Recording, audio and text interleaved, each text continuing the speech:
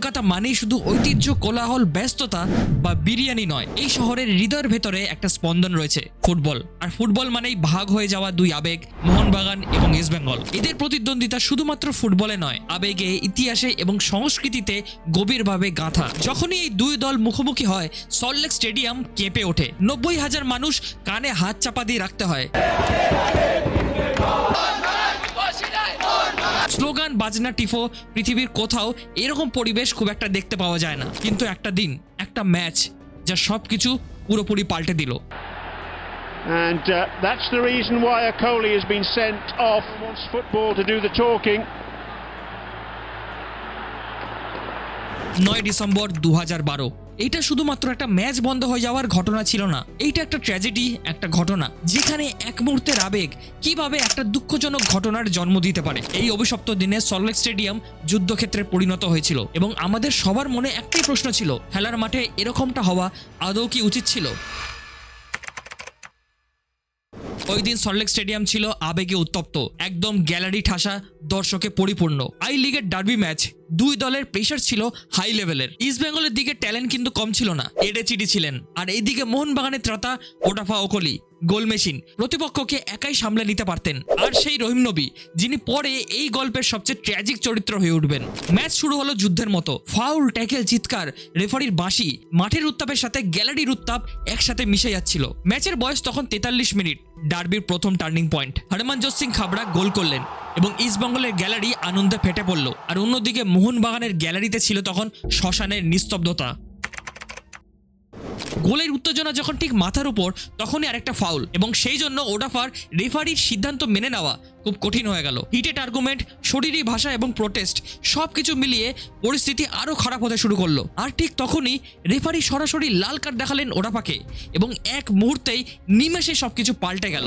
মোহনবাগান তখন 1-0 গোলে পিছিয়ে ছিল, তার মধ্যে 10 জনের দল এবং তাদের মেন সুপারস্টার ওডাফা মাঠের বাইরে লাল কার্ড খেয়ে। গ্যালারিতে থাকা এক অংশ সবুজ মেরুর সমর্থকদের মনে হলো এটা অন্যায় এবং তাদের সাথে একটা গভীর ষড়যন্ত্র হচ্ছে। এবং এটা ছিল সেই স্পার্ক যা কিছু সেকেন্ডের মধ্যে উত্তেজনাকে আগুনে পরিণত করলো। এরপর যেটা হলো সেটা ভারতীয় ফুটবলের ইতিহাসকে চিরদিনের জন্য কলঙ্কিত করে দিল। ওটাফা লাল কার্ড দেখার কিছু মুহূর্তের মধ্যে মোহনবাগান গ্যালারি থেকে অনেক জিনিস ছোড়া শুরু হলো। নর্মাল কাপ বা পেপার নয়, কংক্রিটের যে ভাঙাচোরা যে ছোট ছোট টুকরো হয় সেইগুলো পর্যন্ত ছোড়া হলো। টেনে হিচড়ে স্টেডিয়ামের মধ্যে যা জিনিস পাওয়া যাচ্ছিল সেই সব টেনে ছুঁড়ে মারা হচ্ছিল মাঠের ভেতরে। আর এটা কোনো নর্মাল প্রোটেস্ট ছিল না, এটা ছিল সরাসরি আক্রমণ। খেলোয়াড়রা দৌড়ে পালাচ্ছেন নিজের প্রাণ বাঁচাতে, কারণ কখন কোন দিক থেকে কংক্রিটের টুকরো তাদের মাথায় এসে পড়বে কেউ জানে না।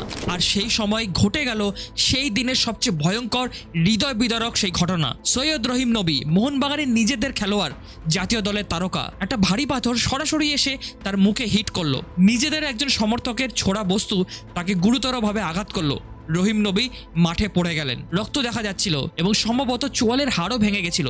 কিন্তু অবশ্য পরে জানা যায় যে তার ফ্র্যাকচার হয়েছিল। পুলিশ বাহিনী এবং র্যাফ নেমে সাধারণ দর্শকদের উপর লাঠিচার্জ করতে শুরু করলো ক্রাউড কন্ট্রোল করার জন্য। সেদিন প্রায় 200 জন সমর্থক আহত হয়েছিলেন এবং তার সাথে 20 জন পুলিশ অফিসার আঘাত পেয়েছিলেন। ওই সময়টা সল্টলেক স্টেডিয়ামের মাঠ পিওর কেয়াসে পরিণত হয়েছিল।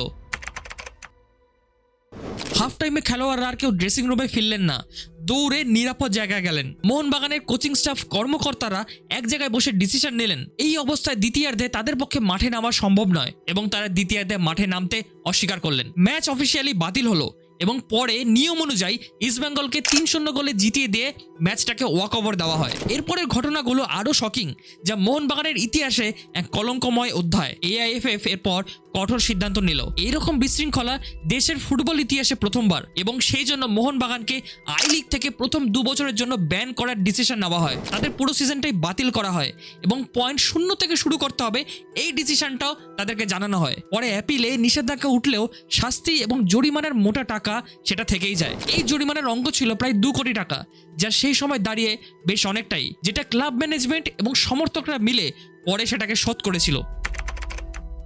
সবশেষে 9 ডিসেম্বর 2012 ভারতীয় ফুটবলের ইতিহাসে একটা কলঙ্কময় কালো দিন। এইটা আমাদের শিখিয়ে দেয় উচ্ছ্বাস এবং উন্মাদনার মাঝের ব্যবধানটা খুবই সূক্ষ্ম। এই দিনের পর ভারতীয় ফুটবল নিরাপত্তার দিকে নতুন করে তাকাতে বাধ্য হয়। আরএফআইডি, সার্ভেলেন্স এবং এন্ট্রি চেক সবকিছুতেই কড়াকড়ি খুব বেশি পরিমাণে বাড়ানো হয়। কিন্তু ডার্বি আজও হয়, আবেগ আজও তীব্র, কিন্তু সবাই জানে খেলা সুন্দর, ফুটবল সুন্দর, আর আমাদের দায়িত্ব হচ্ছে সেই সৌন্দর্যটাকেই বজায় রাখা। ভিডিওটা কেমন লাগলো অবশ্যই কমেন্টে জানাও। এবং মোহনবাগান বললেই ইন্ডিয়ান ন্যাশনাল ফুটবল টিমের কথা উঠবে, সেটা হতে পারে না। কিছুদিন আগে ইন্ডিয়া বাংলাদেশের ম্যাচ হয়েছিল, সেখানে বাংলাদেশ ইন্ডিয়াকে হারিয়ে দিয়েছিল, সেটার ব্যাপারে অনেক কিছু র্যান্ট আলোচনা আমি এই ভিডিওটাতে করেছি। তোমরা এখানে ক্লিক করে এই ভিডিওটা পুরোটা দেখতে পারো। আশা করি তোমাদের ভালো লাগবে এবং অবশ্যই সাবস্ক্রাইব করো বিটসকোকে।